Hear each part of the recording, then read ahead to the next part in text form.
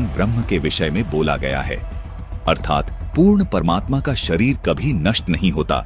इसीलिए इस श्लोक में लिखा है कि वो उत्तम पुरुष तो अन्य ही है जो वास्तव में अविनाशी है, उसी को परमात्मा कहा गया है। संत रामपाल जी महाराज सभी को आदि सनातनी भक्ति पर इसलिए दृढ़ कर रहे हैं ताकि हम सब आदि सनातनी भक्ति करके उस उत्तम पुरुष के अविनाशी लोक में चले जाएं, जहां जाने वाली सभी जीवात्माओं को भी अविनाशी शरीर प्राप्त होता है।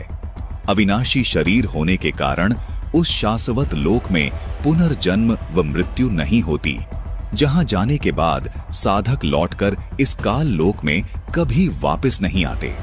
इसी को पूर्ण मोक्ष कहा जाता है। गीता अध्याय 18 श्लोक 62 में गीता ज्ञानदाता इसी अविनाशी लोक की बात कर रहा है।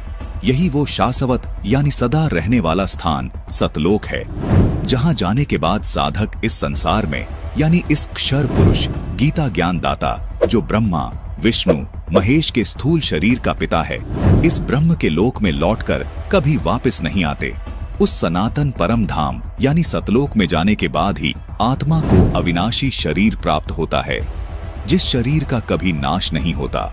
उस परम धाम यानी सतलोक में वृद्ध अवस्था नहीं होती, वहां शरीर सदा ही युवा रहता है, किसी के शरीर की मृत्यु नहीं होती, वहां आत्मा को हमेशा के लिए अमर शरीर प्राप्त होता है।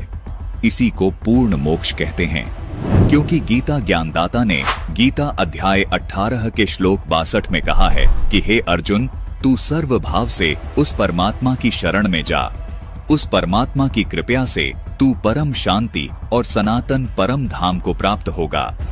फिर गीता अध्याय 15 के श्लोक 4 में कहा है कि तत्वदर्शी संत से तत्व ज्ञान प्राप्त करने के पश्चात परमेश्वर के उस परम पद की खोज करनी चाहिए, जहां जाने के बाद साधक लौटकर संसार में कभी वापस नहीं आते, अर्थात उनका पूर्ण मोक्ष हो जाता है।